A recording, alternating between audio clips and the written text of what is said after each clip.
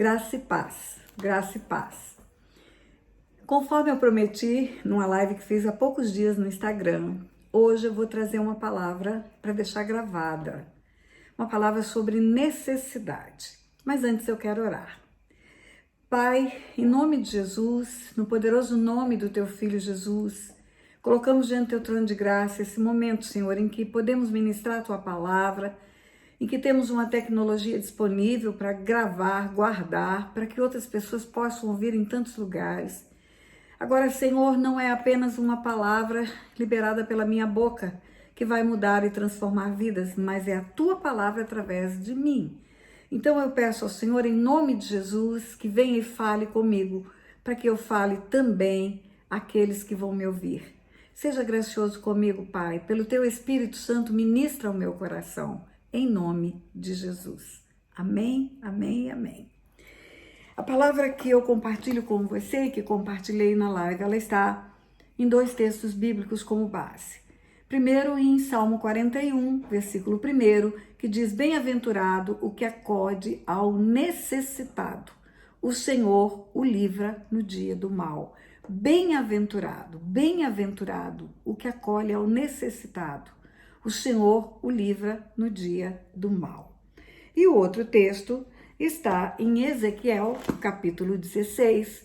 Deus está advertindo Jerusalém, está puxando as orelhas de Jerusalém, é uma palavra de advertência, uma exortação, e ele está punindo Jerusalém por algumas coisas, mas o que eu quero chamar a atenção é o que está no versículos 48 e 49. Dizem assim: tão certo como eu vivo, diz o Senhor. Não fez Sodoma tua irmã, ela e as suas filhas, como tu fizestes, e também as tuas filhas? Eis que esta foi a iniquidade de Sodoma, tua irmã, soberba, fartura de pão, próspera tranquilidade teve ela e suas filhas, mas nunca amparou o pobre e o necessitado. Vou repetir. Versículo 49, eis que esta foi a iniquidade de Sodoma, tua irmã, soberba, fartura de pão e próspera tranquilidade. Soberba, fartura de pão e próspera tranquilidade. Teve ela e as suas filhas, mas nunca, nunca, nunca amparou o pobre e o necessitado. Soberba, fartura de pão, próspera tranquilidade, teve ela e suas filhas, mas nunca amparou ao pobre e ao necessitado. São dois textos que falam de necessidade. O primeiro diz que quando acolhemos o necessitado, somos abençoados, e o Senhor nos livra no dia do mal. O Senhor nos livra no dia do mal. E o segundo texto, há uma advertência a respeito de Sodoma, que tinha soberba, fartura de pão, próspera tranquilidade, mas nunca acolheu o pobre e o necessitado. Veja bem, eu quero diferenciar aqui nesse segundo texto pobre e necessitado. O e é uma partícula da língua portuguesa que é uma conjunção. E o necessitado, e também o necessitado. Então, nunca acolheu o pobre e também o necessitado. O pobre e também o necessitado. Nem sempre o necessitado é pobre. E eu quero falar de necessidade sem enfocar apenas a pobreza. Não vou excluir a pobreza, mas eu quero falar de necessidade na amplitude dessa palavra, numa abrangência maior do que apenas ajudar uma pessoa pobre, dar uma esmola, comprar um fogão, estender a mão para um necessitado. Eu quero falar de ajuda a diferentes necessidades. Eu quero dizer para você que as necessidades das pessoas à nossa volta, elas podem ser as mais variadas possíveis, as mais variadas possíveis. Não necessariamente o pão. Eu tenho tido experiências com pessoas que estão em busca de uma palavra de socorro, pessoas que mandam mensagens à beira do suicídio, e elas dizem: é a minha última oportunidade, a minha última busca, me ajude. Pessoas que têm necessidade de um conselho. Pessoas que estão para tomar uma decisão e não têm uma certeza do que vão fazer, e confiam que uma palavra de sabedoria vai dar um conselho que vai resultar no melhor para elas. Pessoas que têm necessidade de autoafirmação, de você mostrar para elas o valor que elas têm. Quantas pessoas estão à nossa volta que já foram tão rejeitadas, tão rejeitadas, tão rejeitadas, que já não acreditam mais em si próprias. Elas já estão marcadas pelas palavras de depreciação, elas já estão marcadas pela rejeição, e elas não acreditam mais que têm valor, e elas têm valor. Elas têm um potencial e elas precisam acreditar nisso. Então, necessidade não é apenas o pão. Necessidade é um conjunto de coisas que podem acontecer. Eu posso dizer para você que Jesus tinha necessidade. Imagine, Jesus tem necessidade? Sim. Teve um momento da vida dele que ele queria orar, ele estava prestes a ir para a cruz e ele queria companhia de oração. E os discípulos dormiram. Nenhum deles ficou acordado. E ele tinha necessidade de amigos naquela hora, de companhia para orar com ele, de chorar com ele no momento em que ele chorava. Quantas vezes temos necessidade de alguém que chore conosco, que chore o nosso choro? Jesus sabia muito bem o que era isso. Jesus um dia chegou numa aldeia em Betânia e Lázaro estava morto. Lázaro era amigo de Jesus.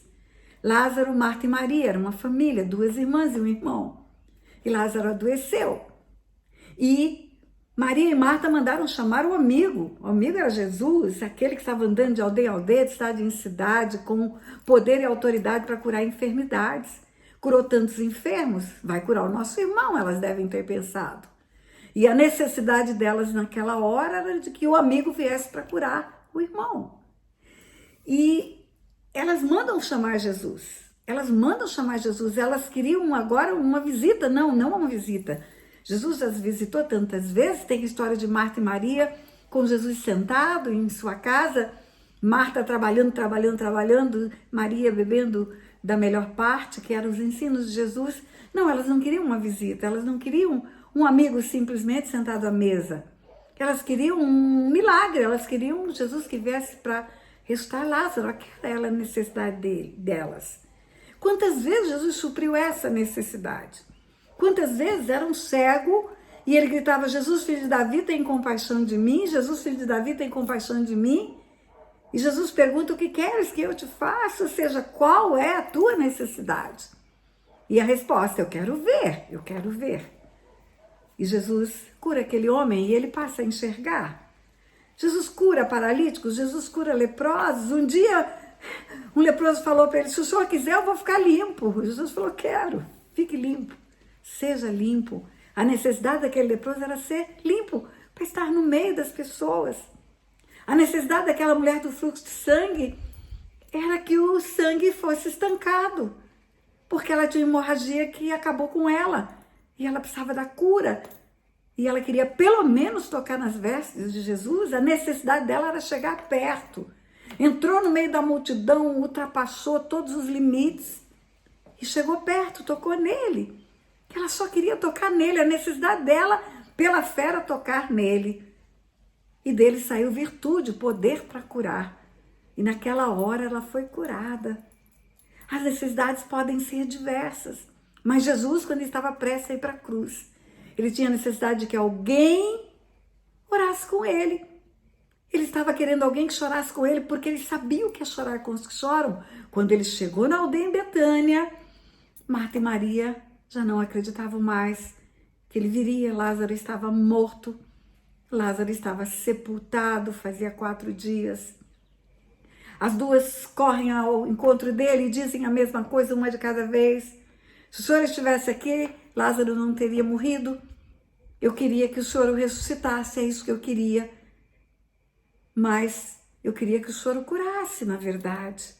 Agora elas não creem mais no poder dele para ressuscitar Lázaro. 4 dias enterrado, 4 dias. Talvez enquanto ele estivesse no caixão ainda, elas criam na ressurreição.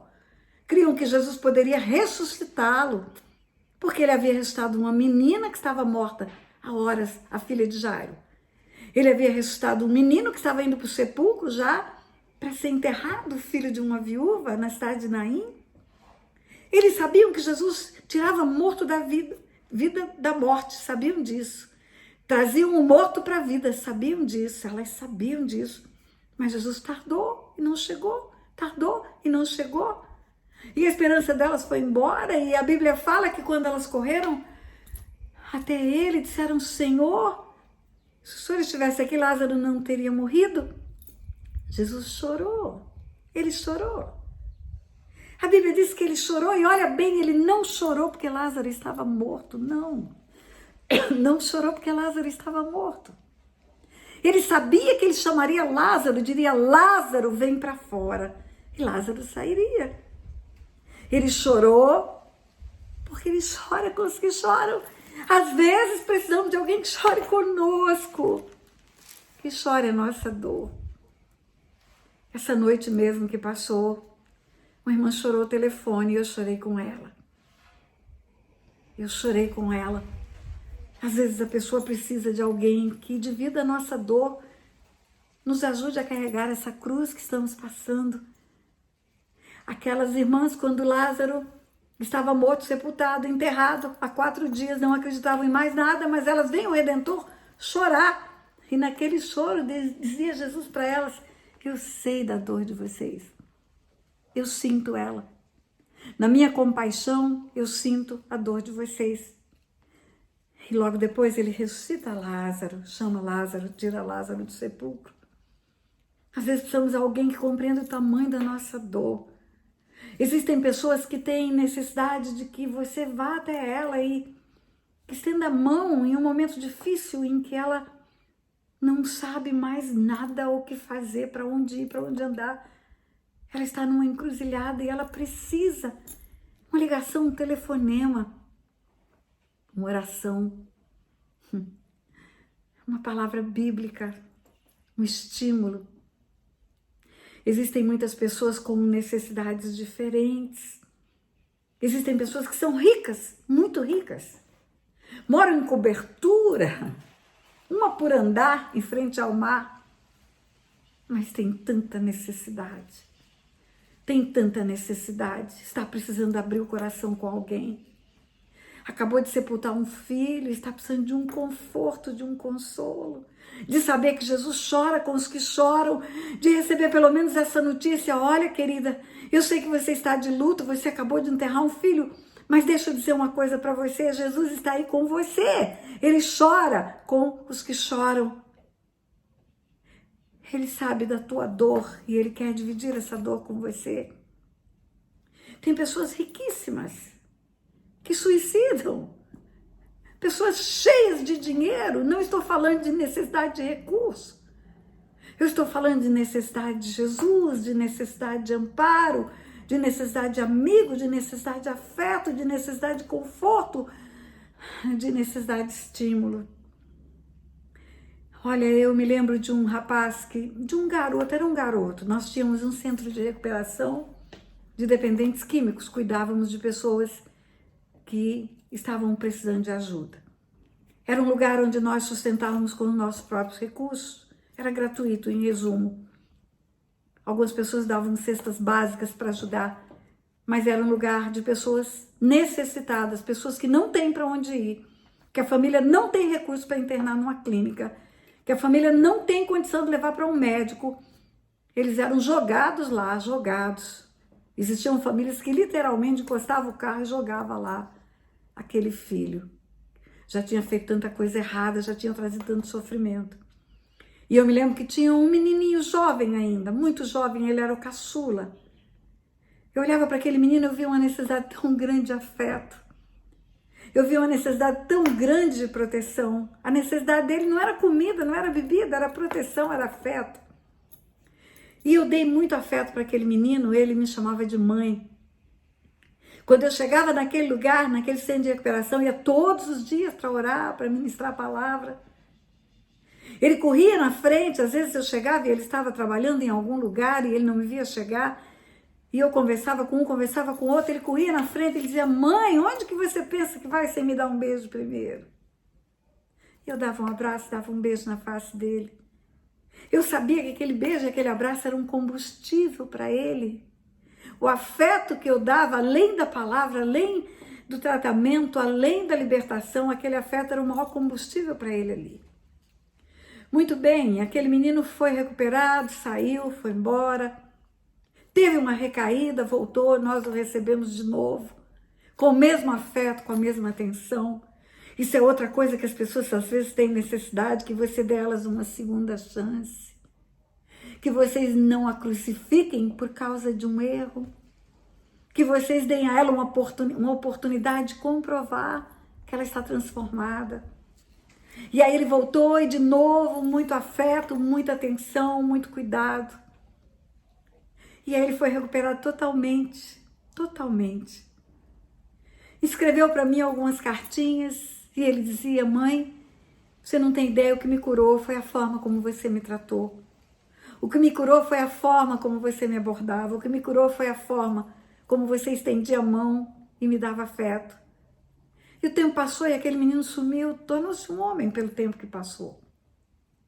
E um dia eu estava dentro de um avião da Gol, fazendo uma conexão numa cidade do Nordeste. Estava numa viagem para vir para Resende, para vir para o Rio de Janeiro. E não estava na conexão, na verdade era uma escala, eu estava dentro do avião.